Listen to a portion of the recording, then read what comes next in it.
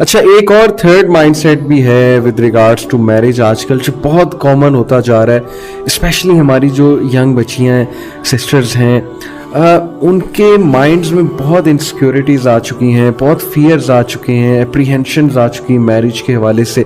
کیونکہ میڈیا اتنی negative stories دکھا رہا ہے کہ میلز ایسے ہوتے ہیں، ظلم کرنے والے ہوتے ہیں، ڈومیسٹک وائلنس ہوتا ہے، پاکستان میں عورتوں کے حقوق ہی کوئی نہیں ہے، شادی کے بعد زندگی ختم ہو جاتی ہے. تو how to counter these apprehensions, ان کو آپ کیا پیغام دینا چاہیں گی ان ینگ گرلس کو who want to get married but somehow they are very afraid to listen all these things؟ یہاں پر سب سے پہلے نا میں ایک تو ایڈوائز دینا چاہوں گی گھر کی ان خواتین کو جو میرڈ ہوتی ہیں اور جب ان کو موقع ملتا ہے ان کے ہسبینڈ کے ساتھ کوئی مسئلے مسائل، ان کی میرڈ لائف میں کوئی بھی ایشوز آتے ہیں نا، تو وہ اکثر اوقات جا کر نا اپنی چھوٹی بہنوں سے یا جو مدرز ہیں وہ اپنی بیٹیوں کے ساتھ یا پھر اپنی ان میرڈ فرینڈس کے ساتھ جو ہے نا وہ نیگیٹو اسپیکٹس شیئر کرتے ہیں. تو مجھے ایسے لوگوں کو سب سے پہلے تو یہ ضرور ایڈوائز کرنی کہ اگر آپ پھر جب اپنے ہسبینڈ کی ساری برائیاں جہاں شیئر کر رہے ہو نا، تو پھر جب وہ آپ سے صلح کر لیتے ہیں، آپ سے معافی مانگتے ہیں، تو پھر ان کی اچھائیاں بھی ضرور ان سے شیئر کیا کریں، کیونکہ یہ چیز ہم بھول جاتے ہیں. اس وقت ہمیں ایمپتھی چاہیے ہوتی ہے، اس وقت ہمیں کوئی سننے والا چاہیے ہوتا ہے کہ جس سے ہم دل بھر کر اپنے جو ہے دل کی بھڑاس نکال سکیں. تو ہم انہیں تمام باتیں بتا دیتے ہیں کہ ایک ڈائلاگ بتا دیتے ہیں کہ یہ کہا اس نے، پھر یہ کہا، پھر یہ کہا، پھر یہ کہا، یہ سب کچھ برا تھا. اور بعد میں جب وہ پوچھتے ہیں کہ اچھا پھر کیا بنا جھگڑے کا، ہاں نہیں وہ مسئلہ حل ہو گیا تھا. آپ ان کو باقی ڈیٹیلز بھی بتائیے نا، پھر کیسے مسئلہ حل ہوا تھا، کیا انہوں نے سوری کہا، اپنی غلطی کو ریئلائز کیا یا نہیں کیا. تو ایک چیز تو یہ ہو گئی کہ یہ ہمیں اس چیز پہ فوکس کرنا چاہیے. کمنگ ٹورڈس کہ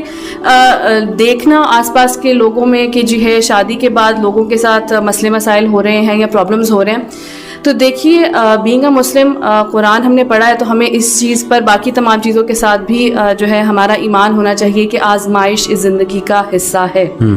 اور آزمائش جو ہے وہ اللہ سبحانہ تعالیٰ نے کہیں بھی نہیں کہا کہ صرف شادی کے بعد ہی تمہیں آزمایا جائے گا، یا شادی سے ہی آزمایا جائے گا، یا شوہر کی صورت میں ہی آزمایا جائے گا، یا بیوی کی صورت میں.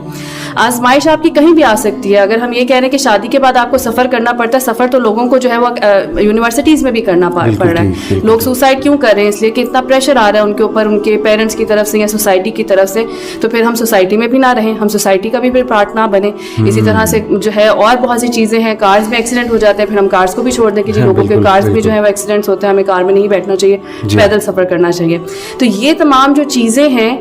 اس کو صرف ہم شادی سے ریلیٹ نہیں کر سکتے کہ شادی از دا اونلی تھنگ، کہ اگر ہم شادی کریں گے تبھی ہماری زندگی میں مسئلے مسائل آنے. ہو سکتا ہے آپ شادی نہ کریں، آپ اکیلے رہیں، لیکن جس طرح سے آج کل ان چیزوں کو جو ہے پروموٹ بھی بہت کیا جا رہا ہے کہ جی it's okay to have multiple relationships, شادی نہ کریں لیکن one to another to next person. اس سے آپ یہ دیکھیں کہ آپ کو ایموشنلی آپ کتنا افیکٹ ہو رہے ہوتے ہیں، اور اس کا رزلٹ یہ ہو سکتا ہے کہ آپ ڈپریشن میں جو ہے آپ کا اینڈ ہو جائے، آپ ڈرگز میں چلے جائیں یا آپ کسی اور چیز میں چلے جائیں. تو اس لیے اس سوچ کو بدلنے کی ضرورت ہے. اگر آپ کے لیے کوئی آزمائش لکھی ہوئی ہے وہ کسی بھی صورت میں آ جائے گی. ہو سکتا ہے